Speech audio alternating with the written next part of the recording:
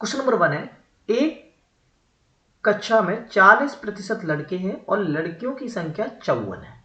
कक्षा में लड़कों की संख्या कितनी होगी?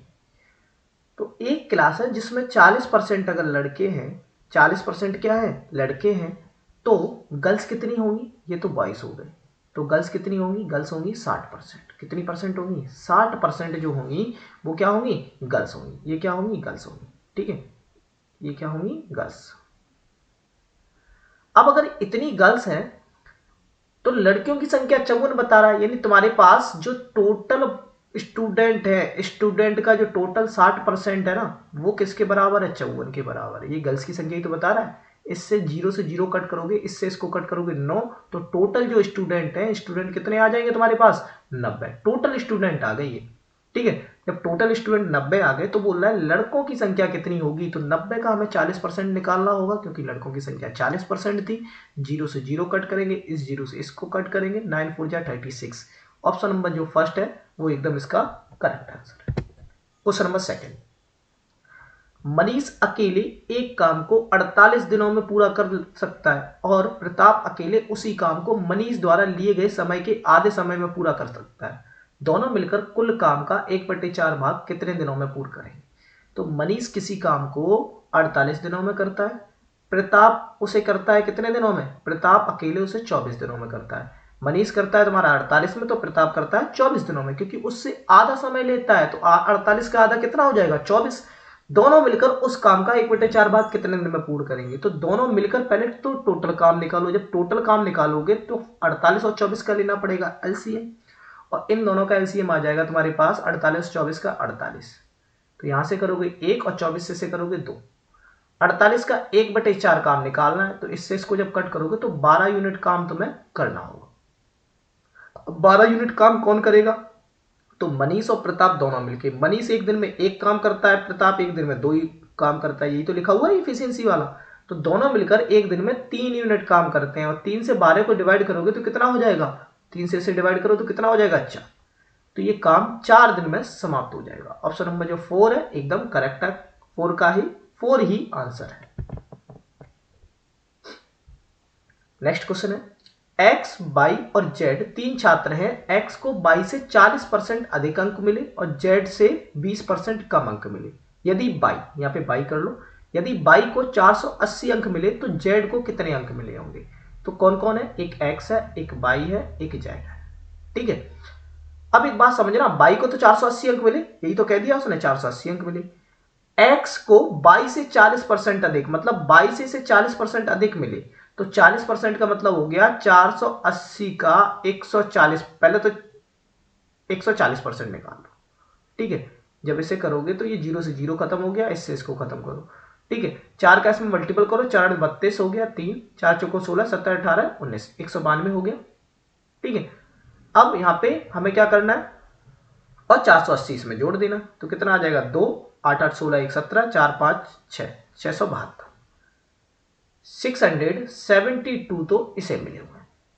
अब बोल रहा है कि जेड को जो अंक मिले हुए हैं, एक्स को जो अंक मिले हुए हैं वो जेड से 20% कम मिले हुए हैं। यही तो बोल रहा है, जेड से उसे 20% कम मिले हुए हैं। तो अगर हम बात करें तो जेड का जो 80% है वही तो ये है, तो जेड का जो 80% है वो किसके बराबर है? वो है 672 के बराबर। तो 8 से कट करो, 0 हो गया, 8 से कट करो, 8 8 64, 8 8 64, और यहाँ पे बचेगा 4 3 8 चौको 32, 8 4 32। तो यहाँ पे तो आ गया 84, और जब इसे एक की वैल्यू निकालोगे तो कितना आ जाएगा? 8.4, और जब 10 मल्टीपल करोगे तो 84, 840 आ जाएगा। यही आंसर आ जाएगा। पहला वाला जो ऑप्शन है वो एकदम करेक्ट है। अगला क्वेश्चन देखते हैं। अगला क्वेश्चन है कि 48 सेंटीमीटर त्रिज्या वाले अर्धगोले को पिघलाकर 8 सेंटीमीटर त्रिज्या वाली कितनी गोलाकार गेंदें बनाई जा सकती है? तो 48 सेंटीमीटर त्रिज्या वाले अर्धगोले, तो अर्धगोले का फॉर्मूला, अर्धगोला देखो इस तरीके का होता है, ये जो होता है ना अर्धगोला हो गया। ठीक है, पूर्ण गोला तो ये कंप्लीट हो गया पूर्ण गोला, अर्धगोले का मतलब हो गया आधा वाला। ठीक, अब इसकी जो रेडियस ये हमारी दे रखी है, कितनी दे रखी है? 48, और इसकी दे रखी है कितनी? 8। ठीक, 8 सेंटीमीटर। अब तुमसे कह रहा है कि इसको हमने पिघलाया, इसको हमने मेल्ट किया और इसमें गेंदा बनाई 8 सेंटीमीटर की, तो कितनी गेंदा बनेगी? तो पहले तो इसका वॉल्यूम निकालो। तो इसका वॉल्यूम का फॉर्मूला होता है वॉल्यूम का 2/3 पाई आर क्यूब। ठीक है, इसे ही पिघला के ये बनाया जा रहा है तो 4/3 पाई आर क्यूब, क्योंकि ये गोला ही तो बनाया जा रहा है। बोल रहा है कितने बनेंगे, तो हमने यहाँ पे नंबर डाल दिया हमने कि कितने, पता नहीं कितने बनेंगे, तो हमने मान लिया n बनेंगे। ठीक, इसको थोड़ा यहाँ पे सॉल्व कर लेते हैं। 2 से इसे कट करते हैं, 3 से इसे कट करते हैं, पाई से पाई कट कर देते हैं। तो यहाँ पे बचेगा r cube equal to 2r cube into number. R कितना है यहाँ पे, तो इसका दे रखा था अर्धगोले का 48, तो 48 इंटू 48 इंटू 48 यही तो होगा। ठीक है, और यहाँ पे हो जाएगा इसका 2 इंटू 8 इंटू 8 इंटू 8 इंटू 8। 8 से इसे कट करो, 6 बार गया, ये भी 6 ये भी 6, मतलब यहाँ से जब तीनों कट हो जाएंगे तो यहाँ पे आ जाएगा 6 इंटू 6 इंटू 6। 2 से जब इसे कट करोगे तो एक बार 3 जाएगा, 36 इंटू 3 कितना हो जाएगा 108। तो यहाँ पे जो गोले बनेंगे वो कितने बन जाएंगे, 108 गोले इसके बन जाएंगे। ओके, ये आपका आंसर था। अगला क्वेश्चन देखते हैं। अगला क्वेश्चन है, 3 संख्याओं का योग 123 है। यदि पहली और दूसरी संख्या के बीच का अनुपात 3:4 है, दूसरी और तीसरी संख्या के बीच का अनुपात 3:5 है, तो दूसरी संख्या ज्ञात कीजिए। 3 संख्याओं का योग 123 है। हमने मान लिया एक x है, एक y है, एक z है। इन तीनों का अगर हम योग करें तो हमारे पास कितना गिवन है, 123 गिवन है।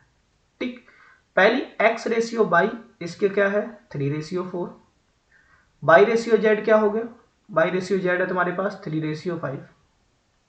ठीक, तो दूसरी संख्या क्या होगी, यानी y की वैल्यू पूछ रहा है।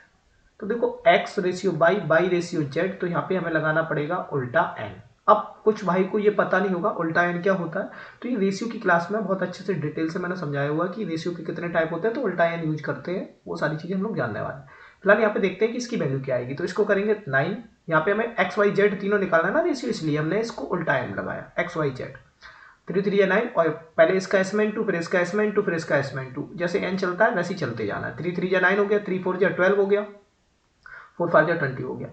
अब हमें वैल्यू किसकी निकालनी थी, y की। y है 12, यानी 12 का कोई मल्टीपल रहा होगा, 46 मल्टीपल नहीं होता, 42 नहीं होता, 33 नहीं होता, 36 होता है, यही आंसर है। ठीक है, तो आगे हमें जाने की जरूरत ही नहीं है क्योंकि हमारे 12 का मल्टीपल मिल गया, यही आंसर है, एकदम परफेक्ट। अगला क्वेश्चन, मनीष अकेले एक काम को 48 दिनों में पूरा कर सकता है। जो मनीष है, ये तो अभी क्वेश्चन किया था हमने, रिपीट हो गया क्वेश्चन, ये क्वेश्चन नंबर इसका 4 ही आंसर है। अगला क्वेश्चन देखते हैं। किसी धनराशि पर 8 वर्षों के लिए 10% की वार्षिक दर से साधारण ब्याज 8,000 रुपए है। समान धनराशि पर 3 वर्षों का 10% की वार्षिक दर से वार्षिक संयोजित पर चक्रवृद्धि ब्याज कितना होगा, यही तो कह रहे हैं, चक्रवृद्धि ब्याज कितना होगा, यही तो बोल रहा है तुमसे। ठीक है, तो अगर हम चक्रवृद्धि ब्याज की बात करें तो यहाँ पे हमसे पूछा है चक्रवृद्धि ब्याज कितना होगा। अब समझना, यहाँ पे हमारे पास सबसे पहले राशि क्या दे रखी है हमें पता नहीं, हमें प्रिंसिपल हमने मान लिया, प्रिंसिपल हमारे पास पी है। ठीक है, टाइम हमें दे रखा है 8 वर्ष, कितना दे रखा है 8 वर्ष, टाइम हमारे पास 8 वर्ष है। रेट हमें दे रखा है 10%, और हमारा जो ब्याज हो रहा है वो 8,000 हो रहा है। ऐसा ही हमारे पास कितना हो रहा है 8,000।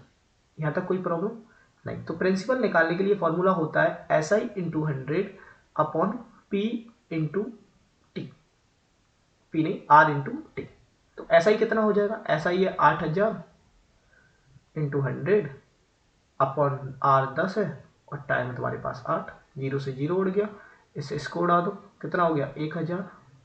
1,000 में जब इंटू करोगे तो हमारे पास आ जाएगा 10,000, कितना आ जाएगा 10,000, और 10,000 हमारे पास आ गया प्रिंसिपल। यहाँ तक कोई प्रॉब्लम नहीं होनी चाहिए। अगला कह रहा है कि समान धनराशि पर 3 वर्षों के लिए 10% वार्षिक दर से ब्याज कितना होगा। अब यहाँ पे हमसे CI पूछ रहा है, तो CI को हम निकालेंगे रेशियो मेथड से। देखो सबसे पहले रेट कितना दिया, 10% दिया ना, 10% को जब हम सॉल्व करेंगे तो 10/100 यहाँ पे आ जाएगा 1/100, यानी 10 रुपए पे 1 ब्याज, यानी 10 का ब्याज कितना हो गया 11, यही तो अनुपात आ जाएगा। तो अनुपात कितना आ जाएगा 10:11, 10 रुपए पे 1 रुपए ब्याज, तो यहाँ पे 11 हो जाएगा। अब यहाँ पे 3 साल के लिए तो इसका क्यूब कर दो, जब इसका क्यूब करोगे तो कितना आ जाएगा 1000, और इसका करोगे 1331, 11 का क्यूब क्या होता है 1300, 1331, यही तो होता है। अब यहाँ पे 1,000 की वैल्यू 10,000 है, यानी 1,000 की वैल्यू 10,000 है, यानी ये 10 गुना है, तो इसका भी 10 गुना करोगे तो कितना आ जाएगा 13,310, यही तो आ जाएगा। तो 3 साल का चक्रवृद्धि ब्याज नहीं, चक्रवृद्धि अमाउंट ये आएगा। अब इसमें से 10,000 माइनस कर दो।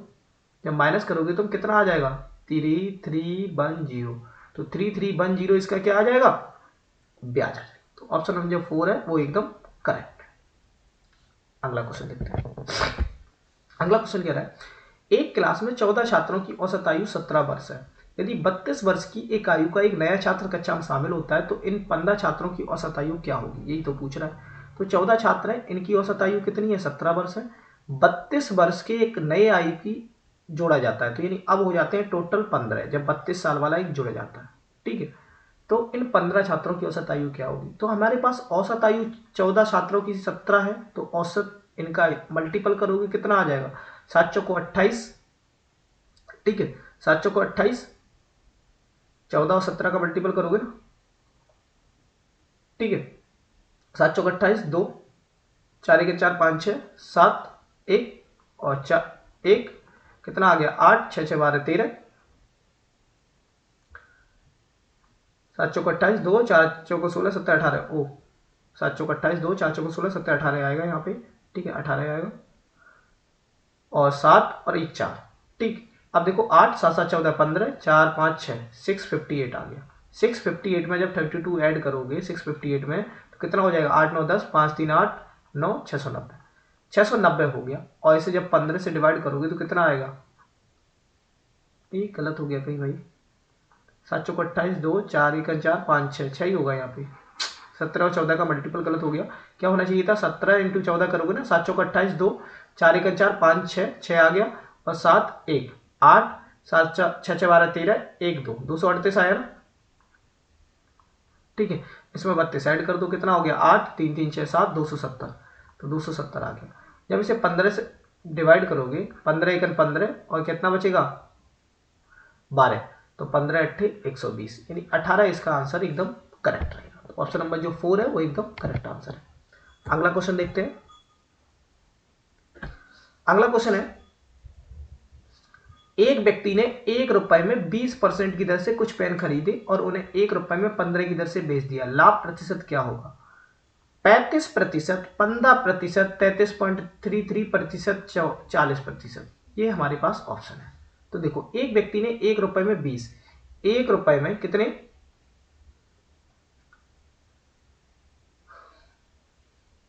1 रुपए में 20 की दर से पेन खरीदे, तो 1 रुपए में 20 की दर से पेन खरीदे और 1 रुपए में 15 की दर से बेच दिए। तो भाई यहाँ पे हम पेनों की संख्या बराबर कर लेते हैं, तो इसमें 15 का इंटू कर देते हैं, इसमें 20 का, तो यहाँ पे भी 15 का हो जाएगा और यहाँ पे 20 का हो जाएगा। तो हमारे पास पेन तो 300 300 हो गए। अब देखो यहाँ पे ये सीपी है, ये खरीदा था, ये बेचा था, यानी 15 तो सीपी है, 20 एसपी है, 5 का फायदा हुआ, 5/15 करोगे इंटू 100 कर दोगे। ठीक है, 5 से कट करो 3 और ये आ गया 100/3। तो इसका आंसर क्या आ जाएगा आपका 100/3, यानी ऑप्शन नंबर जो 3rd है वो एकदम सही।